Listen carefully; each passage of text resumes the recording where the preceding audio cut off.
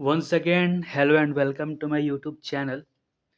ये जो है चौथी वीडियो हमारी सीरीज़ की जो कि जीके और करंट अफेयर्स को कवर कर रही है for important exams like Bihar SSC, BPSC teacher recruitment exam.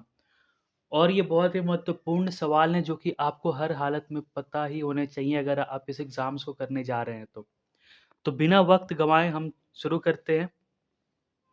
पहला सवाल ये है आपके सामने कि भारतीय रिजर्व बैंक की स्थापना किस वर्ष हुई थी? भारतीय रिजर्व बैंक की स्थापना, और ये बहुत लोगों को पता होगा, इसका जवाब होगा 1935। तो सन 1935 में भारतीय रिजर्व बैंक की स्थापना हुई थी।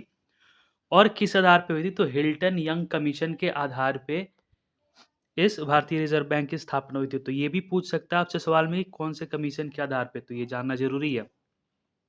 आगे चलते हैं। भारत के सबसे पहले सुपर कंप्यूटर का नाम क्या था? तो भारत के सबसे पहले सुपर कंप्यूटर का नाम जो था, ये देखिए, परम, अनुपम, उत्कृष्ट, महत्तम में से सही जवाब होगा परम। परम ही भारत का सबसे पहला सुपर कंप्यूटर था। अब आगे चलते हैं। भारत में 4G सेवा की शुरुआत कब हुई थी? तो भारत में 4G सेवा की शुरुआत हुई थी 2012। ठीक है, 2012, इसको याद रखेंगे।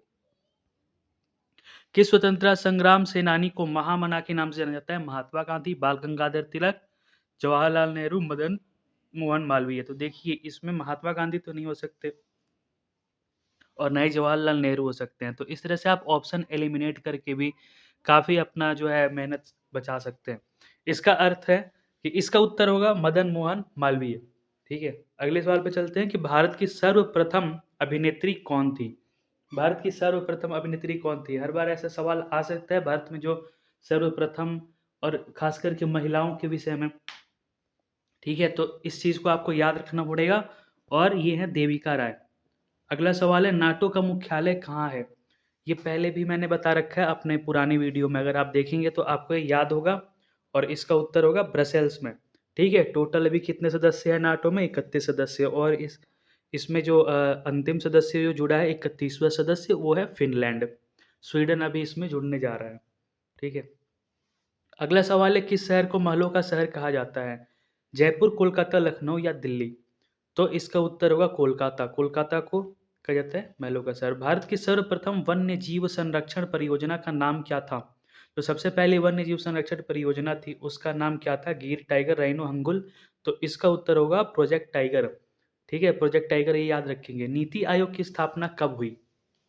जनवरी 2015, फरवरी 2015, जून 2015 या जुलाई 2015? तो बहुत से लोगों को पता होगा कि 2015 में नीति आयोग जो था उसकी स्थापना हुई थी, प्लानिंग कमीशन हटा के। ठीक है, तो कब हुई थी ये जानना जरूरी है। जनवरी 2015 में हुई थी। ठीक है, अगला सवाल है प्राचीन भारत में निष्क किसकी मुद्रा थी? मौर्य, गुप्त, चोल या राष्ट्रकूट?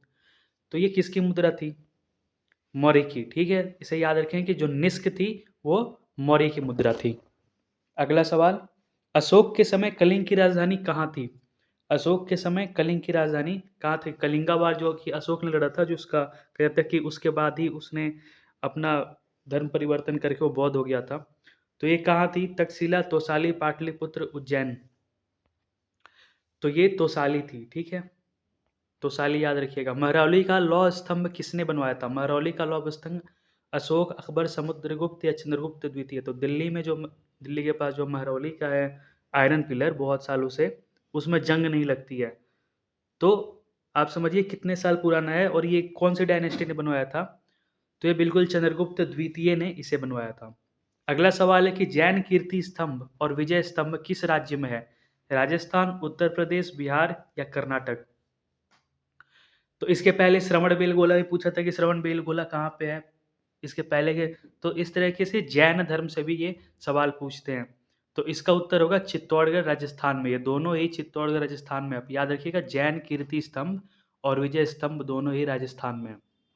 अगला सवाल है कि 23वें जैन तीर्थंकर का नाम बताइए। 23वें जैन तीर्थंकर का नाम क्या था?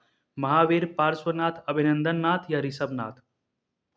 ठीक है, तो इसका उत्तर होगा पार्श्वनाथ। पार्श्वनाथ जो थे वो 23वें जैन तीर्थंकर थे। और ये जो ऋषभनाथ थे ये सबसे पहले जैन तीर्थंकर थे। महावीर 24वें जैन तीर्थंकर और अंतिम जैन तीर्थंकर हुए। ठीक है, अगला सवाल, राजा मिलिंद का बौद्ध धर्मांतरण किसने किया था? नागसेन, नागदत्त, वसुदत्त या वासुसेन? तो इस तरह से क्वेश्चन आपको कंफ्यूज भी कर सकता है जब आपको सवाल पता हो लेकिन आप ऐसे ऑप्शंस में फंस जाते हैं। तो इसे हमेशा आप ध्यान से पढ़िए और ध्यान से याद रखिए, इसका उत्तर होगा नागसेन। ठीक है। कौन सा जीव जैन तीर्थंकर महावीर का प्रतीक है? तो ये प्रतीक जो है इससे रिलेटेड क्वेश्चन है कि बौद्ध धर्म में प्रतीक होता है। जैसे कि अ, उसमें कमल का फूल हो गया, घोड़ा हो गया, है ना?